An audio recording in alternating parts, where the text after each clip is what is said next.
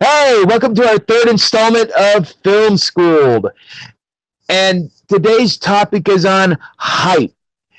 And today's guest is, well, there's no other way that we can really introduce him than this. Yo, what's up, YouTube? Welcome to Film Schooled.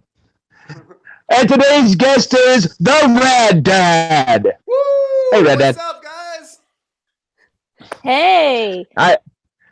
Can we get one of your classic Stardust intros? Of course. Yo, what's up, guys? I love that. That's like the best part of Stardust is seeing your reactions. They're so hype, and Aaron's idea was to have you on here for that exact reason. Awesome. It's fun.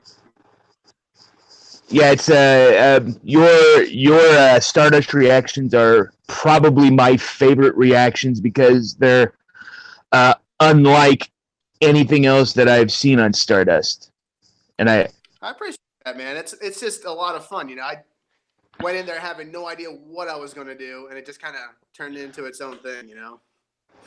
And I got a couple kids running around like crazy people right now, so if you see them running in and out, I see what makes you.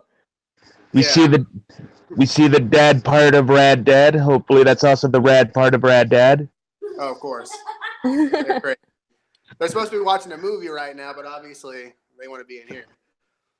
Right.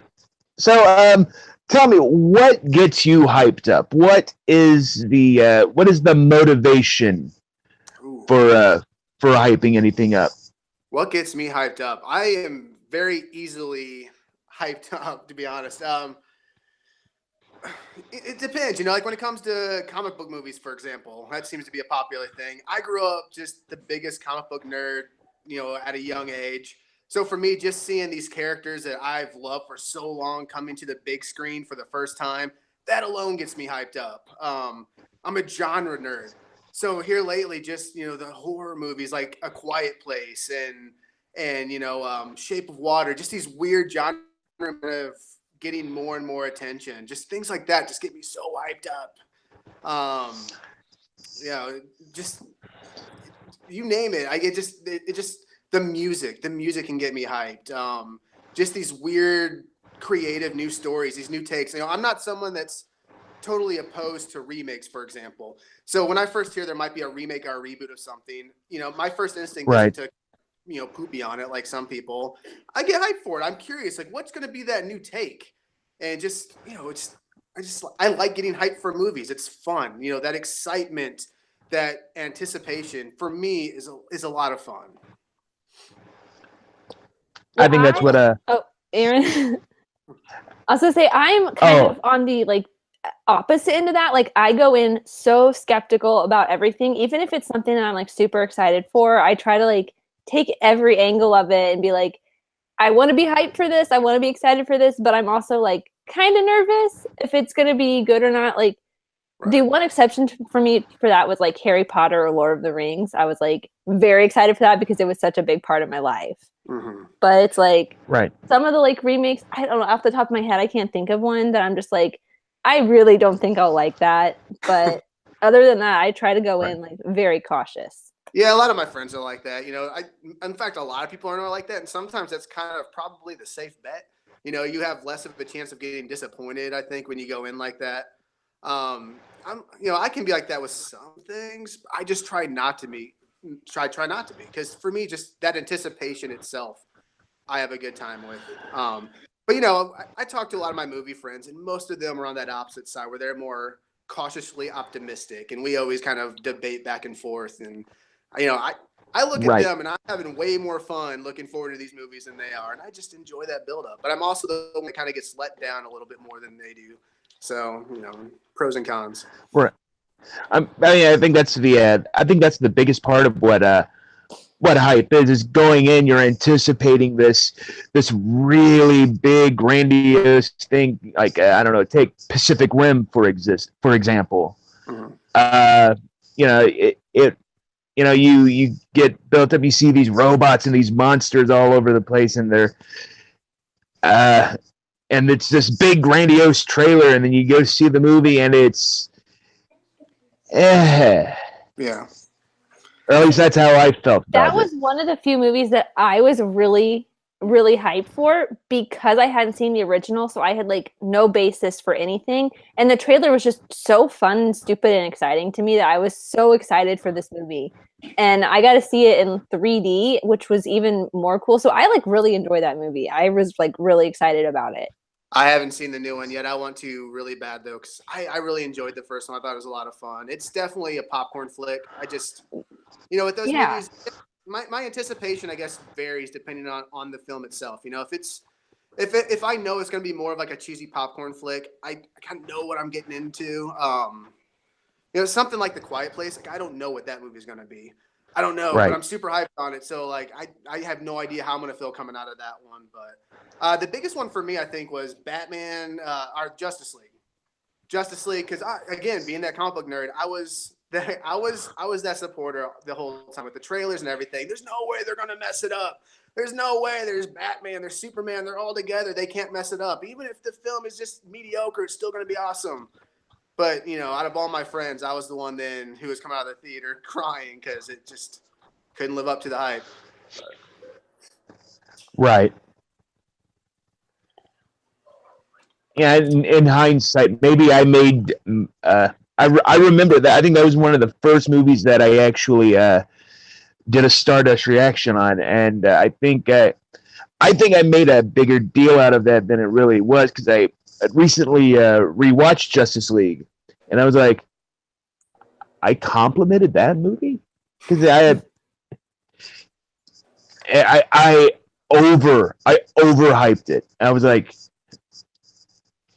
Well, I mean, yeah. it's easy, especially with the way they cut trailers now. The people they have behind trailer making are just geniuses. I mean, they are making these mediocre movies, and the trailers look like masterpieces.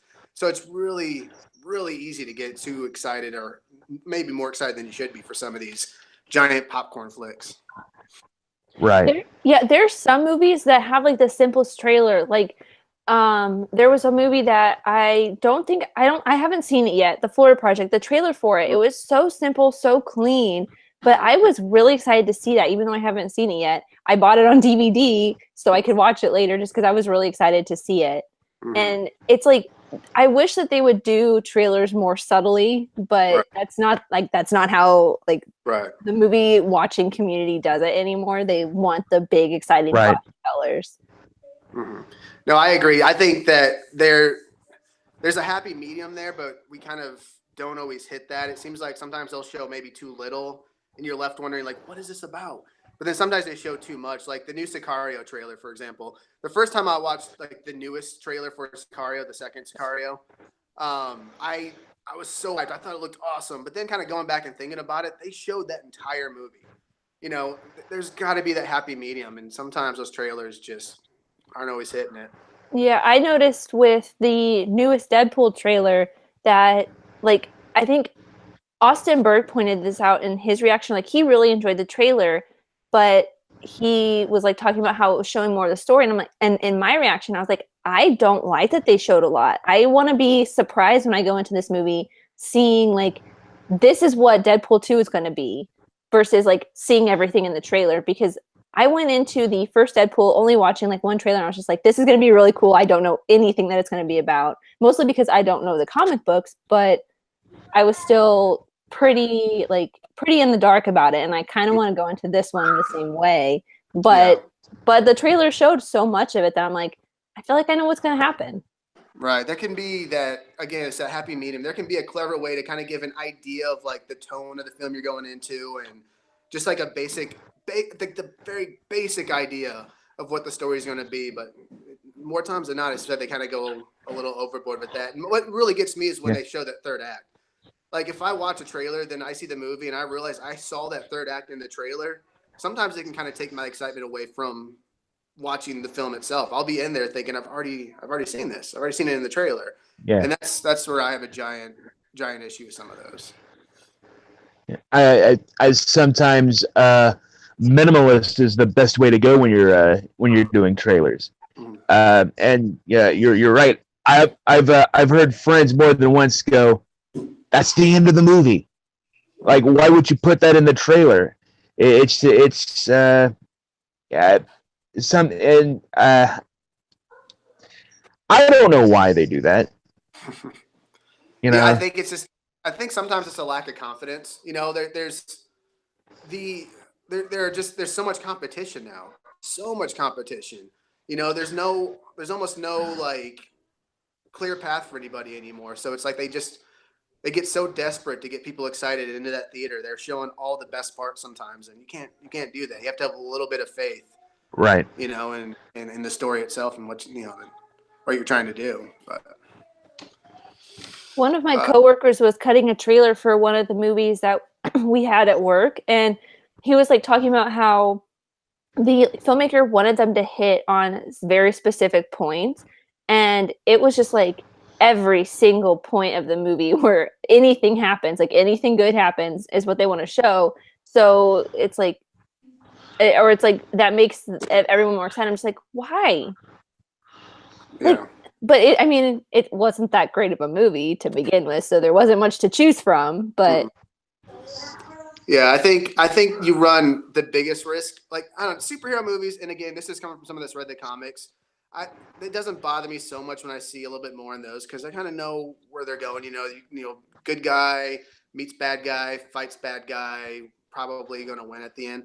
I get more upset with more of like the thrillers and the horror movies and stuff like that. I cannot stand when they reveal sort of the big reveal of the creature or the monster in some of the trailers.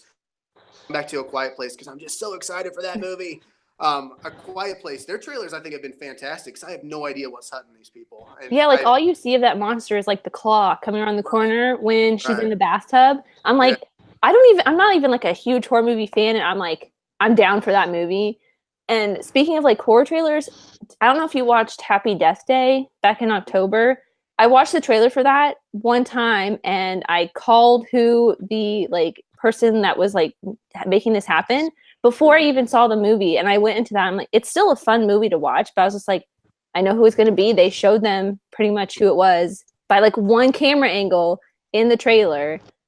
And I was kind of disappointed at the end, but it was still a really fun movie. Yeah, I want to see it. I'm, being a parent, I get so behind on some of these movies, and I'm trying so hard to do better. A lot of times when I do my Stardust reactions, they're older movies, or they're when movies come out on Blu-ray or DVD, and I always just hope, hopefully people aren't bored of seeing that reactions to these movies, but I really want to see that. We're not. I really want to see the one with Nicolas Cage. What is that, Mom and Dad? Mom and Dad? I still haven't seen that yet either, but I heard it's on Amazon. Oh, really? So, yeah. Yeah, I really want to see that. I just want to see Nicolas Cage go all Nicolas Cage, but hopefully the right kind of package. That's a movie that I heard that has had a lot of hype because I heard people talking about it after Fantastic Fest. I think that was like last November, maybe earlier than that. But I heard so many people talking about it, and I was really excited for that movie. Right. And then when it finally came out in theaters, I just never got the chance to see it, but I still heard a lot of really good things about it. Like everyone was talking about it. Yeah, I live here in Missouri at Columbia. MU, go MU. And some of those movies we don't necessarily get in theaters, but we have a little theater downtown called RadDad, so it'll go there every now and again. And I think it played there for a few days, and I missed it. But now that I know it's on Amazon, I might check it out. Yeah, I think it was like what they call a day and date, where it comes out on digital the same day it goes in theaters. Oh, and nice. I live in Los Angeles, and it was still hard for me to find a place to see it. So that's one of the reasons why I didn't go see it either, is because it was just so hard to find. It wasn't in like any of the like even smaller theaters near me, or like any of the art house theaters. I think it was at like maybe one, but I was like, I don't have a movie pass there, so I'm not going to go see it. All right. But so how about coming out this year? What movies are you guys hyped for? I was really like the one movie I was really hyped for was Black Panther, of course. Oh, yeah. It was so good. Did not disappoint. Definitely. I love Black Panther. Infinity War. I'm excited for that. Yeah. Ready Player One for me. Me too. Ready Player One. Ready Player. I cannot wait to see that, and I'm in the middle of the book right now. Amy, you're in the middle of that too, aren't you? I started listening to it probably like 5 months ago, and I just kind of like got distracted doing a bunch of other stuff. I started a new job and all that, so I just never finished listening to it. But I mean, I've read it already. You started this awesome show with this one fat dude. Oh, well, that was it was even way before then. oh. It was like right after I moved out to Los Angeles, I started listening to this, and then, but it's like it's okay because I've already read it. I read it like years ago, but I wanted to listen to it again. But one movie that everyone is probably not as hyped to see as I am is Mary Poppins Returns. Yeah, it's actually, I'll be honest, I like the trailer. I think the trailer looked good. Again, having kids has kind of changed what I get excited for also. Because if I was single rad Adam, I don't know what I'd be called then. I probably wouldn't be hyped for it, but I'm actually excited to take my kids to see that. So, becoming a parent, that's one that I wouldn't have been excited for before, but I'm actually pretty excited for it now. I think it looks really, really good. Thank you. I think I'm most excited for it because, like, I know a lot of people are going to say the opposite of this is I'm excited for it because it was like Mary Poppins was a huge part of my childhood. I wore the VHS of that out growing up, and a lot of people are being like, I don't want to see this movie because it's going to ruin Mary Poppins for me. I'm like, I don't care. Emily Blunt is going to be Mary Poppins, and Lin-Manuel Miranda is going to be in it. It's going to be fine. Yeah, it's in Disney's hands. And I have a problem with that when people are like, "Oh, it's going to ruin my childhood." Like that drives me absolutely bonkers. You're always going to have the original one. You're always going to have it.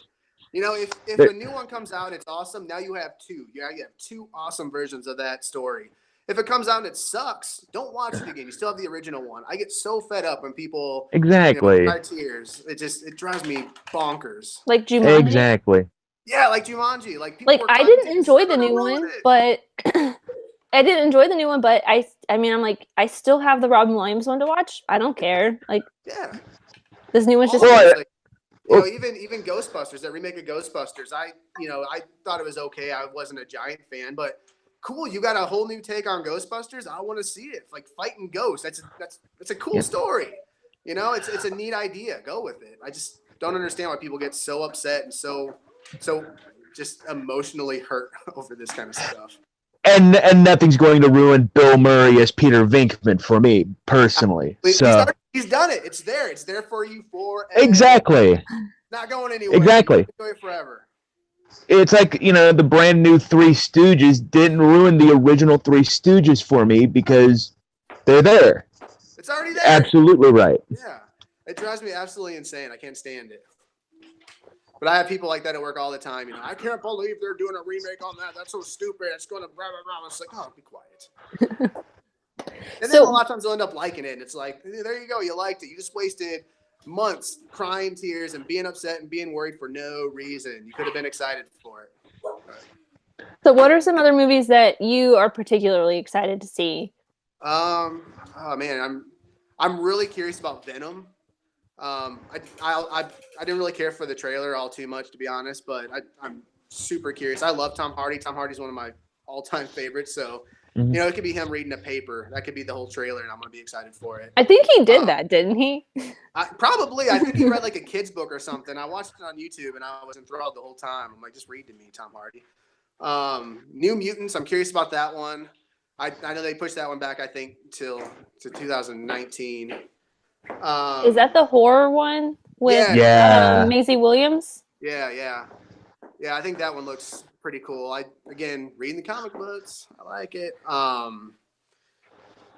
Infinity War, obviously.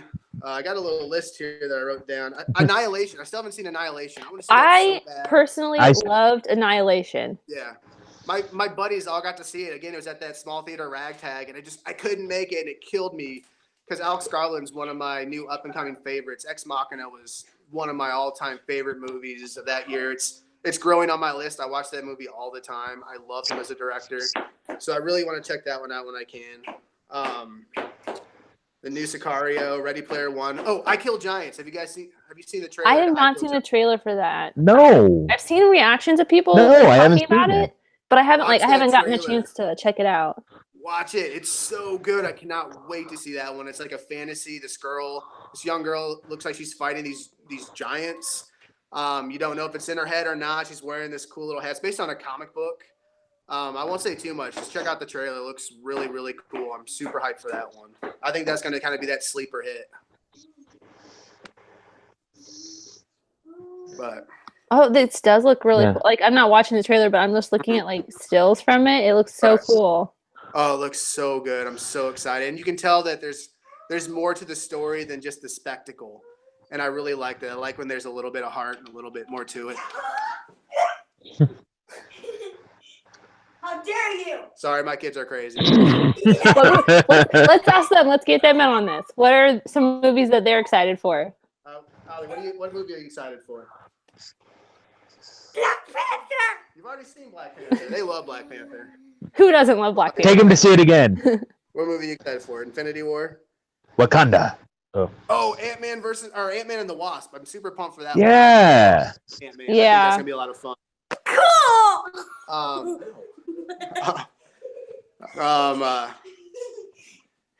Pretty much all the Disney movies. I'm actually really that live action Lion King movie. I cannot wait to see more from that because Jon Favreau's Jungle Book, that movie blew my mind. So I cannot wait to see his next movie.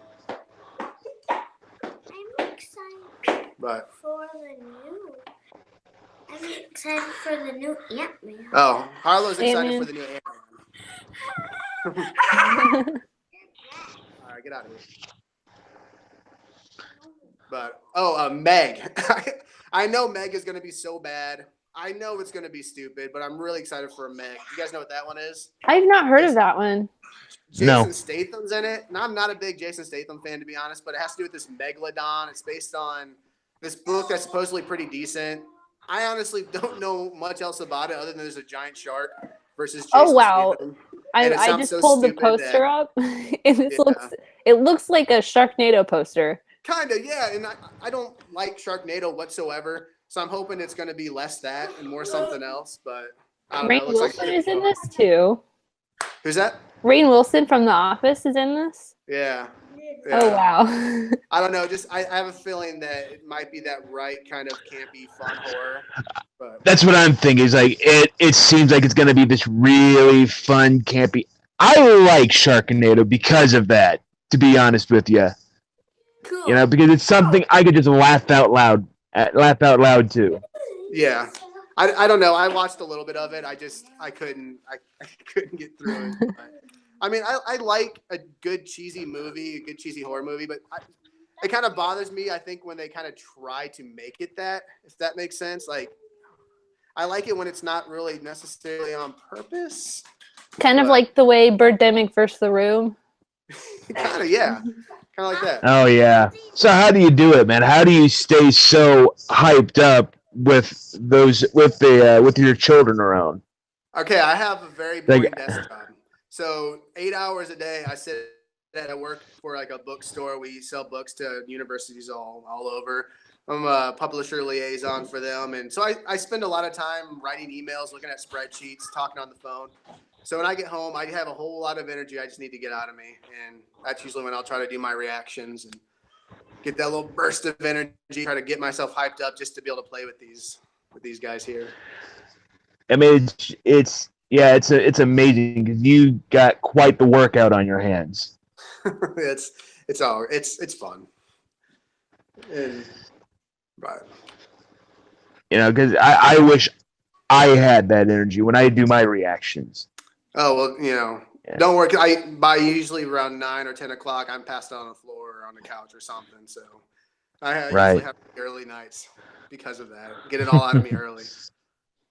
Hey, I mean, whatever helps you like kind of decompress and stuff, that's probably the best way to do it. But you know, talking movies is so much fun, and just being able to kind of, you know, when you watch a cool trailer or you watch a cool movie, with me, I want to share that my reaction, my feelings for that movie or that trailer, and Stardust is such a perfect app for that.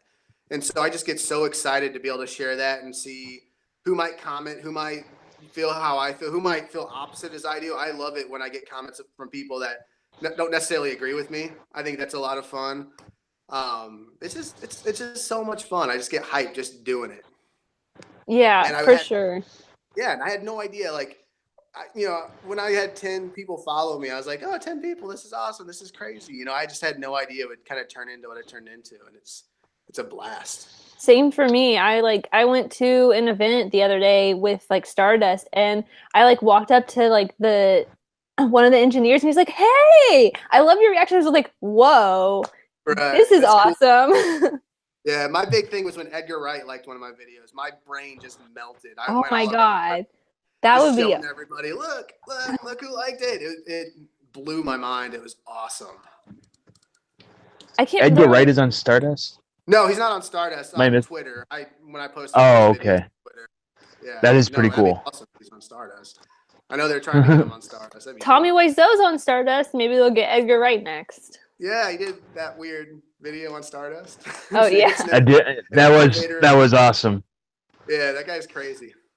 Yeah, I just watched him break down the Oh Highmark scene on Variety's YouTube channel, and it's the best thing ever. Because he's like saying, like he's trying to direct the scene after it was already like shot and edited and like on screen, and it was just it's the only thing Tommy Wiseau. It was just only he could do that. Yeah, the world he lives in is a magical place, and I would like to visit on occasion. I would love to just meet him and be like, "What are you doing?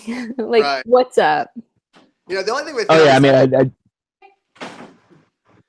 yeah, he's. Sometimes I wonder though if he's gonna have a massive crash, because he's living so high with this, with The Room and all that stuff right now. The Disaster Artist. Have you guys seen the trailer for his new movie? Yes, I'm planning on seeing it. Not this coming Monday, the next Monday. Yeah, the quality is better, but I mean, I don't think it's gonna be people talking like they do with The Room, and I just kind of wonder how he's going to react to that. Yeah, I think like that is a movie I'm excited for to see how it turns out, because I think he's going to try to emulate what The Room was. Right. Because I believe he did that in another movie he did a couple years after The Room with Greg Sestero as well, and it did not turn out well at all. Right. So I have no idea what this is going to be, and the trailer was it was hard to just follow the trailer for me, for one thing, because it was just all over the place. Right. Yeah, I felt the same way. It's like you're really fun in that one room. You're fun in interviews, but as an actor, yeah, you're a fun personality to watch. But I just hope it doesn't all get to his head and gets disappointed. I don't know if he can get disappointed. I think he's like perpetually like that. Well, yeah. Have you seen his Joker audition? Yes. Oh my God. That was crazy. That was. And then Greg comes in as Batman, and they start fighting. Yeah. That was so funny. That was hilarious. Oh man. He has done I don't know how much YouTube you watch, if you have time to watch that with your kids, but he was on an episode, I think, of Smosh Games, and they did a room, escape room themed for The Room, and it was it literally looked exactly like the living room from The Room, and he was just trying to figure it all out, and it was so stupid, but it was so funny at the same time. Oh, that sounds hilarious. I'll check that out. I haven't seen it. Yeah, I didn't realize it was a thing, and I just it was on my feed. I'm just yes, anything with Tommy Wiseau, I automatically click on because it's just a big ball of laughs. I don't know if either one of you have ever watched Tim and Eric's awesome show from a few years back on Adult Swim. It's one of the stupidest. It's one of the stupidest shows ever, but. There was an episode with Tommy Wiseau, and he's directing a scene, and he just goes off the rails. It's hard to really describe what the show is because it's just nonsense. But you add Tommy Wiseau to the mix, it was just gold. If you search Tim and Eric Tommy Wiseau, there's this video that pops up, The Pig Man. Is that what it was called? Yes. I'm going to add this to my list to watch because just the thumbnail for this looks incredible. Yeah, I'm going to have to watch that one too. I've never seen that. Because like I've watched an episode of Tim and Eric and it wasn't my favorite thing. It's a little bit it's a little bit too far reaching for me to be like, I don't know if I can do this. In a word, it's ridiculous. Yeah, I used to always fall asleep with Adult Swim on, and it was just a weird random show I'd wake up to sometimes. You know, it might be the issue with some of my weird dreams, but it's a weird show. Oh, it's very bizarre. Mm. So, getting back on topic with hype, what are some of your favorite? Yeah. What are some of your favorite movies? Like, what was the one movie that made you go, "This is what I want to do. This is me. This is what I want to do." Oh man. Well, when I was younger, Jurassic Park was the movie that really just opened my mind to movies in general. Like that was the one. I'll never forget that experience sitting in the theater and the rumbling and the sound and the looks. That was the moment I realized I loved movies. Yeah. Then, of course, you know, I like the normal answer: Star Wars, Empire Strikes Back, and when I was younger, Return of the Jedi. I used to just watch those movies religiously and talk about them nonstop. My heroes when I was younger are Rambo. You know, I used to dress up as Rambo and run around the woods, and I got hyped on that. Then when I got a little older, it was The Matrix. I remember because I never really watched trailers. You know, there wasn't YouTube and all that stuff when I was that age, and we had no idea what it was. And when we went into The Matrix and came out of The Matrix, our minds, my buddies and I, they were just blown. Like our minds were gone. That movie just blew my mind, and we could not stop talking about that movie. And just from then on, it just kind of slowly kind of started building my love of film, and you know, it's kind of turned into what it turned into now. And we, you know, I don't really know that moment. My appreciation became what it is now. It's just kind of always been there, I guess. I've always been more of like an artistic person, whether it's, you know, drawing comic books, or I was a tattoo artist for a while, or music. I just, you know, anything kind of in that art field, I've just always really attracted to, and film was just kind of no different.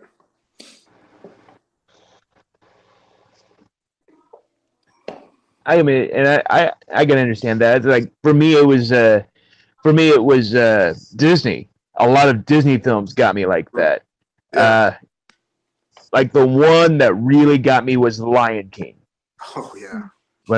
When I was younger, just from the beginning of that, the sun rising, and that opening circle of life thing just kicked in. And I was just, you know, sitting there at 9 years old, just stuck looking at that. I'm like, this is beautiful. Yeah. Absolutely beautiful. The Lion King was that for me as well, as far as the Disney animated side was concerned. That movie is stunning, and the music, oh my God, it's one of the most perfect animated films for me. I love that movie. I was kind of the same as you, Aaron. Like, I grew up in a very conservative house. So like the only things we ever really watched were Disney movies or like kids animated movies. I think my first PG-13 movie was Titanic. And so like growing up, it was like all Disney movies. And when I saw Monsters, Inc. for the first time, I was like, I want to be an animator. That was like so cool to me. Just like seeing the way they like animated the fur and stuff on Sully, I was just like, this is so cool. I could never do this, but I want to do it. Yeah, I lived in Minnesota for a short time, and I took a year of animation, and I got to do I got to make my own claymation movie, and I got to make my own kind of like a flip book animated movie, and that used to be what I wanted to do as well. I wanted to go into animation, and then unfortunately I moved, and I wasn't able to kind of get back into those courses, but it's kind of one of those regrets not kind of getting back into that. Yeah, I mean, Right. I did like I think a comic book class or like something very similar to that, and we drew a comic. We didn't really like study comics as much for some reason, but like I don't remember exactly what the course was, but I remember we ended up drawing a comic book at the end of it, and that was like so fun. And I could have taken a stop motion course, but I didn't have time in my schedule. But like that's something I've always wanted to do and just regret never having done it because it takes so much time. I've always been kind of fascinated with stop motion myself. Looking at older stop motion and wondering how they could have done something like that. I'm trying to think of. Oh yeah, stop motion. Stop motion is one of my favorite animated styles. I think stop motion is such a beautiful art form. I'm trying to think what was that movie? The one where his dad is the beetle and his mom is the monkey. Kubo. Kubo, yes. Yeah. Kubo. I love that movie. Like that movie's the so good. Leica stuff is. Yeah, all the Leica stuff is. I'm a giant fan of Leica. I still haven't seen that yet. Are you gonna go see if you can Isle of Dogs, the new Wes Anderson stop motion? Yeah, I think that movie looks fantastic. I want to see that. Like Fantastic Mr. Fox is so good. Yeah, yeah. I love Fantastic Mr. Fox. Mm-hmm. Yeah, Oh, sorry. Sorry. I got my niece into Fantastic Mr. Fox, actually. I feel like she loved it. Everybody, like, that is a movie for everybody. Like, my mom, who's not a huge fan of, like, movies, like Wes Anderson's movies, because they're just, like, too thinky, I think, and she likes Fantastic Mr. Fox so much. Yeah, that movie's great. Yeah, Isle of Dogs. It's an interesting film though, because my kids, speaking of my kids again, they don't seem to be interested at all based on the trailers. But I'm hyped for it. I think it looks pretty cool. Oh yeah, yeah. Cool. And I mean, I'm one of those artsy film school people who just loves anything Wes Anderson does. So like that's kind of like one of the reasons why I'm like excited for it. But because anything he does, I'm just like, it's good. I don't care, and even if it's bad. Yeah, Wes Anderson. Yeah, for the longest, a little hit or miss with me, but I get that. Kind of have to grow a taste for him. Right. It's kind of an acquired taste. I like a lot of my buddies who are much smarter than me all love them. So. But he did grow on me. Obviously I loved Fantastic Mr. Fox. I loved his first film, which was Bottle Rocket. The short or the feature? The feature. Huh. Because he did do a short before he did the feature. Yeah. So I've never seen the short. I'm not a fan. But that's like the very one thing from Wes Anderson that I'm not a huge fan of. I just could not get into Bottle Rocket at all. Yeah, I've never even seen Bottle Rocket, so. I'd say see it. I'd say see it. I like Bottle Rocket. If you are interested in anything Wes Anderson, it's worth watching. But it's just I prefer his my personal favorite is Grand Budapest Hotel. And then I actually love Grand Budapest Hotel. That's probably my favorite movie from.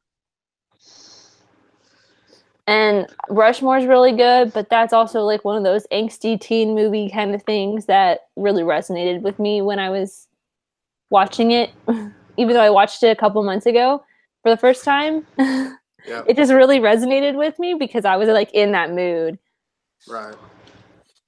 Yeah, it's funny with mood because like I'm like that with comedies a lot. I have to be in the right kind of mood depending on the comedies. That's a good example of that. Like Talladega Nights, for example. The first time I saw Talladega Nights, I hated it.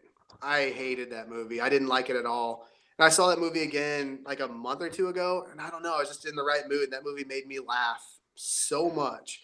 So it's just, you just got to be in the right mood for some of those flicks. I'm that way with a lot of Will Ferrell stuff. Like, I think the first time I watched Anchorman, I was like, I hate this movie.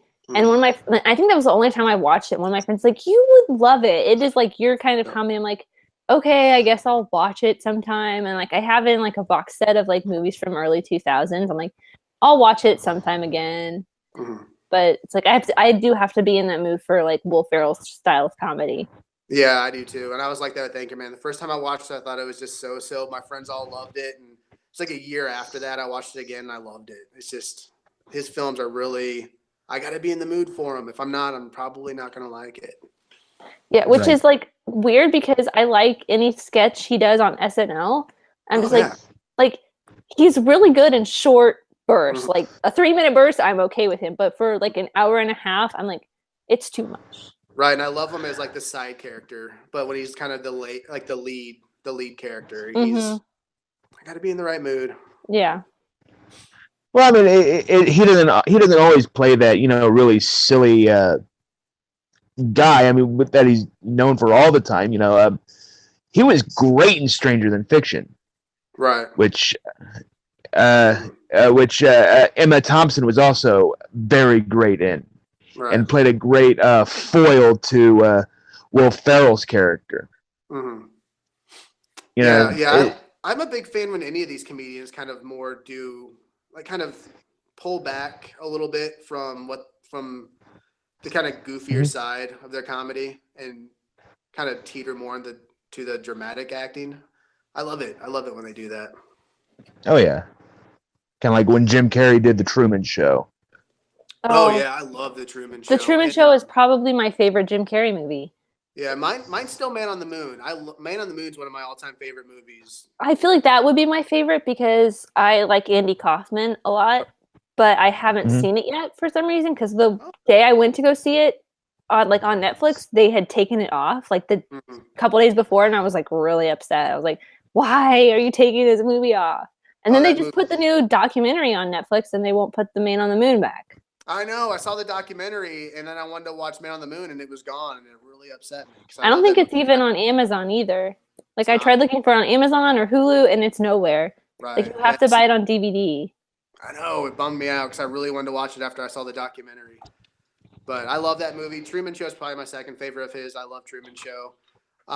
Robin Williams. Oh God, I loved when Robin Williams would kind of be more serious, like in Good Will Hunting. He was so good at those. I think my favorite dramatic role of his, Robin Williams, is Dead Poets Society. Oh yeah, he's amazing. That always brings a tear to my eye. Yep, that movie is fantastic. I love it. It's just, I love those movies where you just kind of feel that inspiration at the end. It's just, they make me feel good, and I like movies that make me feel good. Exactly. Another great serious Jim Carrey movie, Eternal Sunshine. Mm-hmm. I always forget that he's in that movie because he's completely different than his normal self. Mm-hmm. Yeah, that movie was good, but that's one of those movies I just can't go back to very often because it makes me feel kind of sad. Yeah, but the movie's fantastic. Very much a downer. Right, but it's really good. Yeah. He's really good in it. Yeah. Still haven't seen that one either. Well, come on, man. I know. Well, whenever you see them, you need to react to them on Stardust. Yes. Oh, I will. I gotta find where I can watch it though. Right. I'm looking on Amazon right now, and it actually looks like if you pay for it, you can watch Man on the Moon, but it's like a $3.99 rental. It's so funny, isn't it? Like how hard it is to like pay to rent something nowadays. Yeah. For Netflix and Amazon Prime and all these things, you're just used to getting these shows for not really for free, but within that package you're already paying for. I have such a hard time throwing down like $3 to rent a movie now, and it's kind of silly. And Eternal Sunshine is the exact same way. You can rent it for $3.99 or buy it digitally for $12.99. Yeah. But like I'm gonna buy the physical copy. I'm a sucker for the physical. Like I work in physical film distribution and digital. Like so I am like behind the scenes of all this stuff, and it's like we put things on so many different platforms. It's insane. I'm just like, oh my God, I'm trying to wrap my head around it all. Because like I manage all of that stuff. So it's real fun. That sounds hard. I don't put it anywhere. I just put it on a schedule and make sure everything's doing and what it should be doing. But yeah, there's like, we'll have like 4 different titles on like, or 4 different places that one title is going to on the schedule. And it's just insane. Yeah. But that's the way media works now. I don't know. It's just the future. Yeah. Well, I probably got to get going here in just a little bit, guys. I got to put the little ones to bed. Okay, well, I guess we'll wrap it up now. Is there anywhere you want to promote yourself? Any like social media, Stardust, Twitter? Pretty much, yeah, just check me out on Stardust, RadDad, woo! And on Twitter, Nerd Adam Punks. I'd love for people to follow me there. I'm trying to be more active on Twitter. I'm not the best at it. I'm trying to get better. But other than that, Stardust is the main place. I love interacting on Stardust. I love when people comment, talk, tag me. Well, we will have all of your links in the description on the video, and it should be going up on iTunes and SoundCloud as well with all the links. So people will be able to find you in all those places. And thank you so much, Adam, for coming on and talking to us. It was so much fun. Oh, thanks for having me. This was a blast. I hope to come back again. I'd love to talk to you guys some more. Yeah. We'd love to have you back. Oh, yeah. Yes. Awesome. Well, I'm excited to come back. And Aaron, where can people find you? You can find me on Stardust at Person Reviews, and you can also find me on Twitter at McPersonFaceFS. Best name. I love your name, by the way, McPerson. You're a person. I love it. I love people. I'm a person with a person face. You're a person and I review with a person film. face. It's amazing. You have a great person face. Thank you. And you guys can all find me on Twitter and Instagram at NotAmyK, or of course, as always, on Stardust at Movie Checklist, because I post on there so much. Sometimes I'll go like a week and post like 4, and then I'll go like a week and post 1. But you can also find me on here, the video version of this YouTube. I don't know what I'm saying. The video version of this podcast on my YouTube channel or everywhere else on iTunes and SoundCloud. For the audio versions, we are still trying to get it onto Spotify, their approval process. I don't know what is up with their approval process, but it should be up there hopefully soon. And I think that is everything. I think Aaron, next week, what are we talking about? Or next week, 2 weeks from now. Sorry about that. But 2 weeks from now, we are going to review the movie Ready Player One and compare the movie and the book. So we will see you guys in 2 weeks. I think that's April 9th. April 7th. We're recording on April 7th, but the podcast will be going up on April 9th. Cut the part out. April 9th. But everyone, thank you so much for listening, and we will talk to you next time. Bye. Bye-bye. Bye.